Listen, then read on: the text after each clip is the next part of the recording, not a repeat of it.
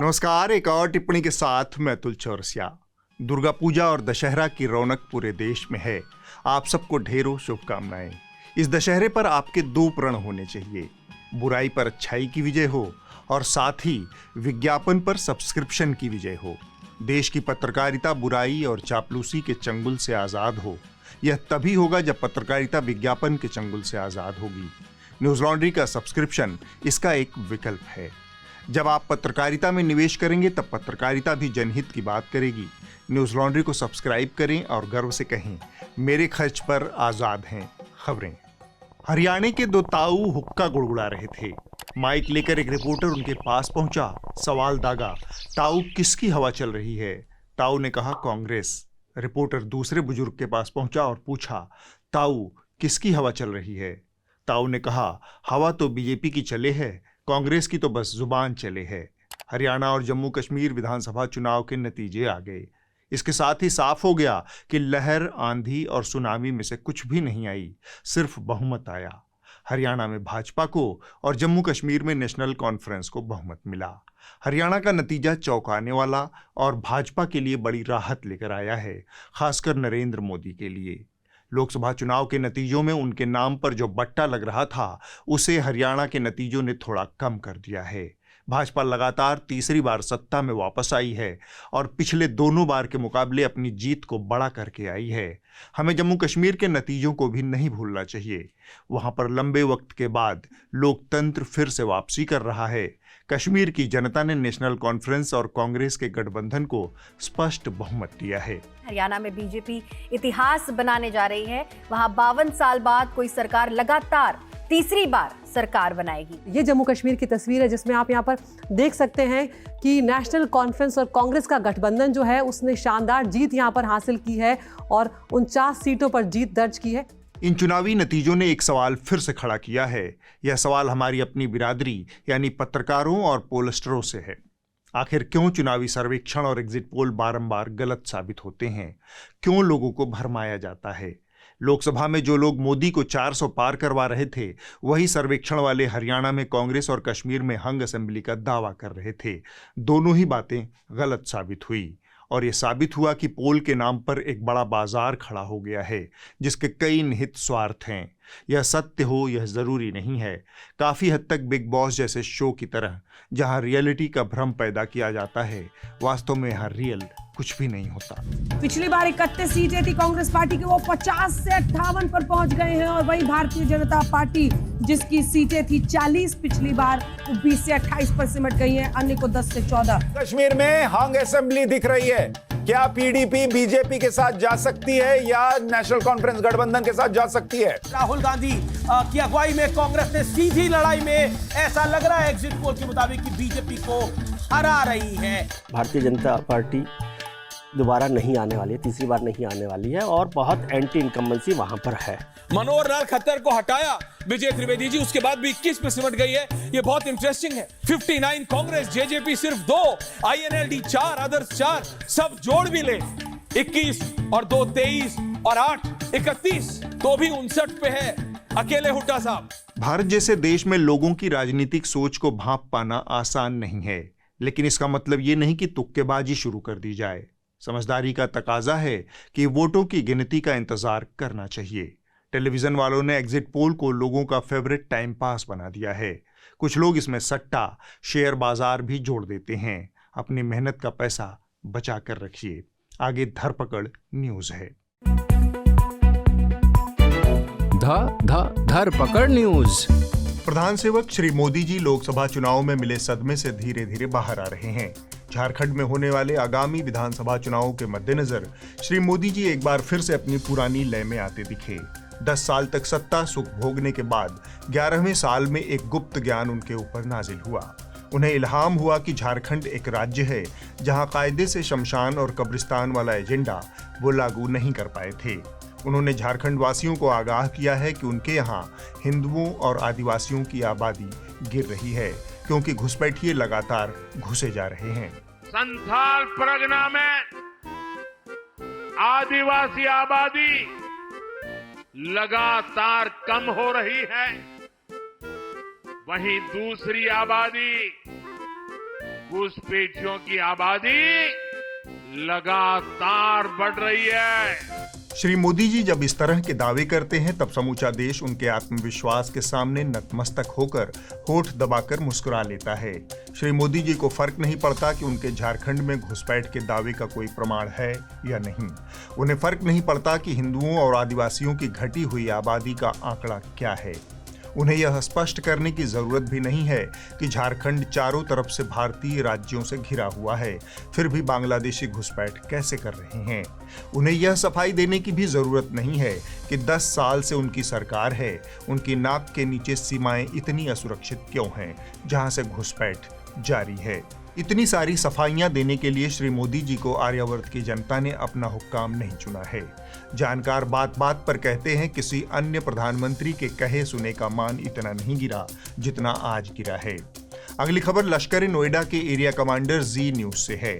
लंबे समय से टीआरपी और विज्ञापन का टोटा झेल रहे जी न्यूज को वो अवसर मिला जिससे उसकी वायरलता की अभिलाषा पूर्ण हुई।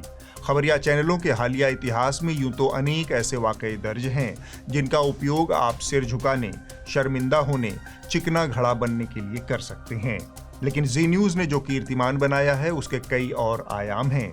सबसे पहले आप यह दृश्य देखें। नहीं, इस तरीके के नहीं, ये नहीं। इस मल्ल युद्ध का दोहरा लाभ है। तात्कालिक लाभ तो जी न्यूज के लिए है, दूरगामी लाभ युद्ध की रणनीतियों के लिहाज से है। दोनों दुष्ट आत्माओं ने स्टूडियो जीवी तमाम अन्य दुष्ट आत्माओं को सीख दी कि युद्ध में दाव सही समय पर और चोट सही जगह पर करना महत्वपूर्ण है। इस मार कुटाई में तोंदियल बाबाओं के लिए संदेश खासा महत्वपूर्ण है। थुलथुले शरीर का कोई फायदा नहीं है युद्ध में। उल्टे शरीर का संतुलन बिगड़ जाता है, टाइमिंग गड़बड़ा जाती है और मारपीट में टाइमिंग ही सब कुछ है। मौलाना ने टाइमिंग का एकदम सही मुजाहिरा किया और सही वक्त पर सही जगह पर रैपट जमाया। अगली खबर लश्कर नोएडा के सरगना आज तक से है। कहावत है चोर चोरी से जाए हेरा फेरी से नहीं। हरियाणा और जम्मू कश्मीर के चुनाव खत्म हुए, नतीजों की आंच मोदी जी तक जा सकती है। इस आशंका को खत्म करने की गरज से आज तक वालों ने कुछ कलाबाजियां दिखाई। हर चुनाव श्री मोदी जी के नाम और काम पर लड़ने के बावजूद जैसे ही भाजपा को हार की आशंका दिखी, नतीजों का ताप झेलने के लिए नड्डा जी को मैदान में उतार दिया गया।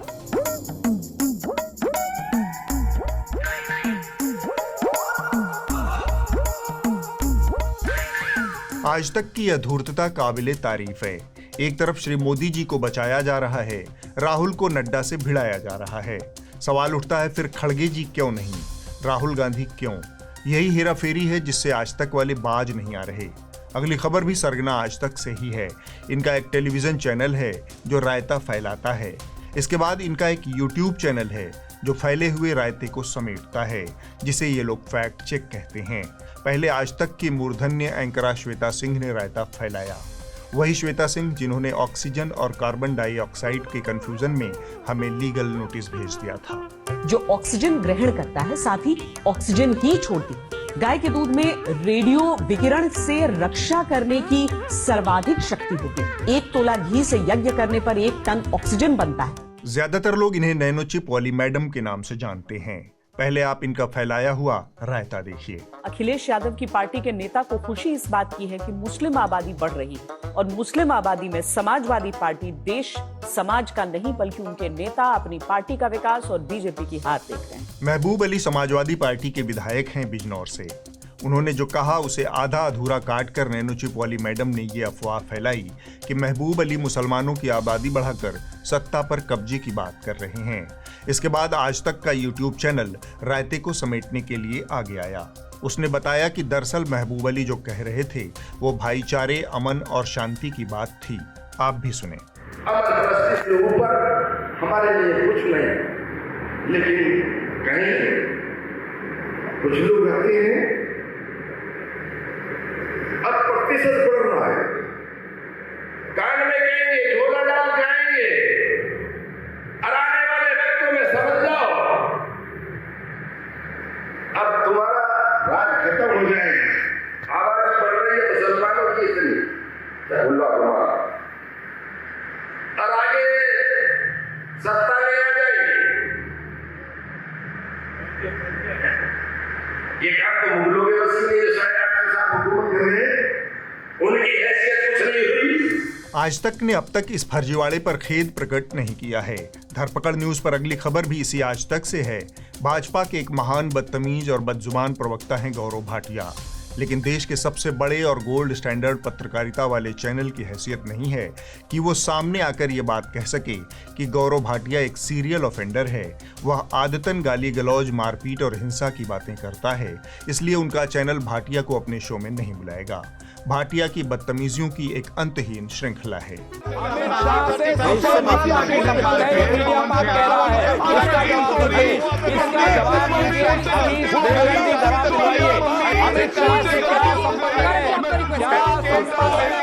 भाजपा ने भाटिया को ठेका दे रखा है सर्टिफिकेट बांटने का। गत दिनों इन्होंने वरिष्ठ पत्रकार आशुतोष को ऑनलाइन दलाल घोषित कर दिया। जवाब में आशुतोष ने भी इनको दलाल घोषित कर दिया। आप चुप रहिए, आप खाना में जवाब देंगे। आप कांग्रेस के दलाल है कि नहीं है बताइए। क्या बात दलाल तो तुम हो। अरे मत कीजिए, बेहुदा इंसान दलाल तुम हो। दलाली के इस आरोप प्रत्यारोप के बीच आप गौरव भाटिया को जान लीजिए। ये ऑर्गेनिक भाजपाई नहीं है, सिंथेटिक भाजपाई हैं। इनके पिताजी ने समाजवादी पार्टी की रेवड़ियों पर जीवन यापन किया।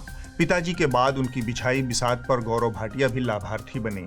अखिलेश यादव ने पिता का मान रखते हुए गौरव को दिल्ली में अपना कारिंदा नियुक्त किया था, लेकिन दलाली का सर्टिफिकेट बांट रहे भाटिया 2017 में सपा छोड़कर भाजपाई हो गए। अब आप तय कर लीजिए गौरव भाटिया क्या हैं। धरपकड़ न्यूज में अगली खबर जम्बूद्वीप के रामराज से है। वैदिकी हिंसा हिंसा न भवति, यानी भाजपाइयों का अपराध अब अपराध नहीं रहा। इस अपराध का विरोध करना जरूर अपराध है। अपनी याददाश्त पर जोर डालिए। IIT BHU की एक छात्रा का कुछ महीने पहले भाजपा IT सेल के गुर्गों ने बलात्कार किया था। इस कुकृत्य के बाद ये तीनों आराम से मध्य प्रदेश निकल गए चुनाव प्रचार करने, जबकि इनकी CCTV फुटेज वायरल हो रही थी।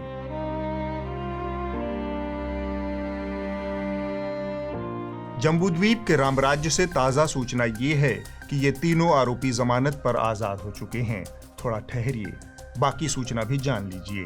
आरोपी आजाद हैं और जो छात्र इन आरोपी बलात्कारियों का विरोध कर रहे थे, उनके ऊपर IIT BHU का प्रशासन आग हो उठा है।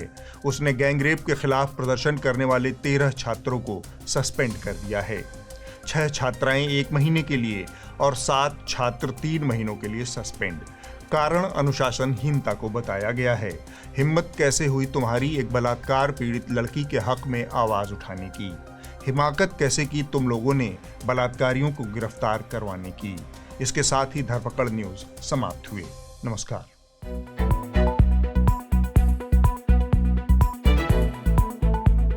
बीते 10 सालों में गाय की भूमिका इस देश की राजनीति में बहुत महत्वपूर्ण हो गई है। यह अकेला वर्ग है जिसने बिना किसी खास धरना प्रदर्शन, आंदोलन, भूख हड़ताल, आमरण अनशन या फिर ज्ञापन दिए ही इस देश के संसाधनों में अच्छा खासा हिस्सा कब्जा लिया है।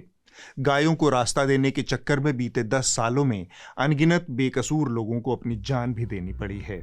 हरियाणा के चरखी दादरी जिले में पश्चिम बंगाल के रहने वाले प्रवासी मजदूर साबिर मलिक की पीट कर हत्या कर दी गई थी। ये घटना 27 अगस्त को हुई थी। गौरक्षक समूह के लोगों ने बीफ खाने के शक में पीड़ित को जमकर पीटा था। इस मामले में पुलिस ने गौरक्षक समूह के 5 सदस्यों को गिरफ्तार किया है। महाराष्ट्र के ठाणे में गवर्नमेंट रेलवे पुलिस ने शनिवार को एक 72 वर्षीय बुजुर्ग पर हमला करने के आरोप पर कुछ लोगों के खिलाफ FIR दर्ज की।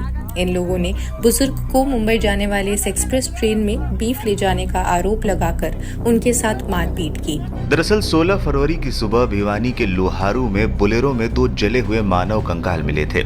पुलिस को जांच के दौरान जिंद की गौशाला में एक स्कॉर्पियो से खून के धब्बे भी मिले थे। पुलिस ने दोनों के सैंपल DNA जांच के लिए लैब भेजे थे, जिसकी रिपोर्ट अब आ गई है। दोनों कंकाल के DNA सैंपल नासिर और जुनैद के परिवार से मैच हो गए हैं। DNA जांच में इस बात की पुष्टि हो गई है कि गौशाला में स्कॉर्पियो में मिले खून के धब्बे भी नासिर और जुनैद के ही थे। जम्मू कश्मीर हरियाणा के बाद अब महाराष्ट्र विधानसभा चुनाव के मुहाने पर खड़ा है। गड़बड़ाए हुए चुनावी माहौल को साधने के लिए महाराष्ट्र सरकार एक मौलिक उपाय सामने लाई है। गए हफ्ते महाराष्ट्र की देसी नस्ल की गायों को राज्य माता गौ माता घोषित कर दिया गया है। लगे हाथ महाराष्ट्र की कैबिनेट ने राज्य माता की सुख सुविधा के लिए सब्सिडी योजना को भी मंजूरी दी है। इसके तहत महाराष्ट्र की गौशालाओं को प्रति गाय प्रतिदिन 50 रुपए मिलेंगे, यानी प्रति गाय प्रति महीने 1500 रुपए। महाराष्ट्र की शिंदे सरकार ने विधानसभा चुनाव से पहले देसी गायों को लेकर बड़ा फैसला लिया है। सरकार ने ऐलान किया कि देसी गायों को अब से राज्य माता गौ माता का दर्जा दिया जाएगा। महाराष्ट्र कैबिनेट की बैठक में देसी गायों के पालन पोषण के लिए 50 रुपए प्रतिदिन की सब्सिडी योजना लागू करने का भी फैसला लिया गया। इस योजना को लेकर महाराष्ट्र के मुख्यमंत्री एकनाथ शिंदे का कहना है कि स्वदेशी नस्लों का संरक्षण होगा। अभी यहाँ पर पूरे राज्य में गौ हत्या बंदी है, हमारी सरकार एकदम कड़क तरीके से उसको अमल में करेगी। और उप मुख्यमंत्री देवेंद्र फडणवीस का कहना है कि गौशालाओं को गायों को चारा उपलब्ध कराने में मदद मिलेगी। जो हमारे यहाँ पर पांजरपुर होते हैं, वहाँ पर भी जो देसी गौ माता है उसके परिपोषण के लिए, उसके चारे के लिए मदद करने का फैसला किया है। लेकिन विद्वानों का कहना है कि शिंदे फडणवीस की सरकार जंतु और मनुष्य को एक आंख से देखती है। सबको एक आंख से देखने की ऐसी मिसाल देश देशांतर काल कालांतर में किसी सूबेदार ने पेश नहीं की है। वह 1500 रुपए ही महिलाओं को देती है और 1500 रुपए ही गायों को भी। जंतुओं और मनुष्यों के बीच इतना भारी भरकम समाजवाद स्थापित करने में कोई दूसरा नेता उतना सफल नहीं हुआ जितना ये दोनों। माझी लड़की बहन योजना के तहत शिंदे फडणवीस राज्य की गरीब और आर्थिक रूप से कमजोर महिलाओं को हर महीने 1500 रुपए की मदद देते हैं। 1500 रुपया जो 3000 मिला उसके सामान लाए, साड़ी लाई, किसी ने घुंघरू लाया, किसी ने देव पूजा का सामान का उसका बिजनेस का उसको बढ़ा दिया। ये बढ़ रहा है। ये महिला हमारी बहना अर्थव्यवस्था को अच्छी तरह जानती है और ये पैसे मार्केट में आएंगे तो गांव बढ़ जाएगा, शहर का विकास होगा। गायों और महिलाओं के बीच महाराष्ट्र में चल रहे इस चुनावी खेल की परतें बीजेपी के विधायक टेकचंद सावरकर ने पूरी ईमानदारी और साफगोई से खोली हैं। उनके मुताबिक माझी लड़की बहन एक तिकड़म है ताकि चुनाव के दिन जब लाडली बहनों के सामने इलेक्शन की पेटी पहुंचे तब वो फूल छाप को ही वोट दें। इतना बड़ा ये भानगढ़ काय के लिए क्या बताओ बरा, ईमानदारी से बताओ, अंतःकरण से, ये इतनी बड़ी भानगढ़ काय के लिए कि जिस दिन तुम्हारे घर के सामने इलेक्शन की पेटी आएगी तो मेरी ये लाडली बहना कमल को वोट देंगी। इसके लिए तो ये जुगाड़ किया हमने। महिलाओं के प्रति महाराष्ट्र सरकार की सोच बहुत दूरगामी है। वह इन्हें शिवनेरी सुंदरी बनाने जा रही है। इन सुंदरियों का काम होगा पुणे से मुंबई के बीच चलने वाली लग्जरी बसों में यात्रियों की सुख सुविधा का ध्यान रखना। भाजपा और शिंदे सेना का मानना है कि उन्होंने शिवनेरी सुंदरी के रूप में आम लोगों को एक बड़ा तोहफा दिया है। MSRTC चेयरमैन भारत गोगावले के मुताबिक एयर होस्टेस की तर्ज पर अब शिवनेरी सुंदरी को मुंबई पुणे मार्ग पर चलने वाली ST की ई शिवनेरी बसों में तैनात किया जाएगा। 200 किलोमीटर लंबे व्यस्त मार्ग पर यात्रा करने वाले यात्रियों को हवाई यात्रा जैसा आतिथ्य प्रदान करने के लिए यह फैसला लिया गया है। महाराष्ट्र राज्य परिवहन निगम की बसों में फ्लाइट की एयर होस्टेस की तर्ज पर महिला अटेंडेंट और नाम शिवनेरी सुंदरी सुनकर आपको भी गुदगुदी होने लगी होगी। महिलाओं को सामान बनाकर चुनाव में बेचने की महाराष्ट्र सरकार की यह पहल निश्चित ही सराहनीय है और इस सब में अगर कोई कसर बाकी रह जाती है तो उसके लिए जिहाद है। फडणवीस जी एक नया जिहाद लेकर आए हैं, वोट जिहाद। एक प्रकार से माइनॉरिटीज में जिस प्रकार का एक संवाद रोपित किया गया था, जो करो या मरो अपने अस्तित्व की लड़ाई है, तो उसके चलते इस चुनाव में एक वोट जिहाद भी हमको देखने को मिला। अगर महाराष्ट्र की जनता ने विधानसभा चुनाव में इन्हें बाहर का रास्ता दिखा दिया तो ये अपने घर परिवार वालों को भी जिहादी घोषित कर सकते हैं, ऐसी आशंका है। अब आप इस हफ्ते की रिपोर्ट देख लीजिए। जो कही जा रही थी बातें कि अंदर में भी सोचा। इस हफ्ते की रिपोर्ट द मूक नायक से है। इसे मध्य प्रदेश के धार जिले से अंकित पचौरी ने आप तक पहुंचाया है। काराम नदी में आई बाढ़ के बाद धर्मपुरी विधानसभा क्षेत्र में आने वाले लगभग 150 गांव डूब गए। यह बाढ़ खेत की मिट्टी बहा ले गई। इसके बाद बची हुई पथरीली जमीन पर किसानों के सामने फसल उगाने की चुनौती है। हम यहाँ एक पीड़ित आदिवासी के घर पहुँचे जो आज भी सरकार से राहत पाने की आस लगाए बैठे हैं। कांति भील के परिवार में 3 बच्चे, पति, सास ससुर हैं। इनके पति शिवम और खुद कांति अपने परिवार के पालन के लिए मजदूरी करने लगी हैं।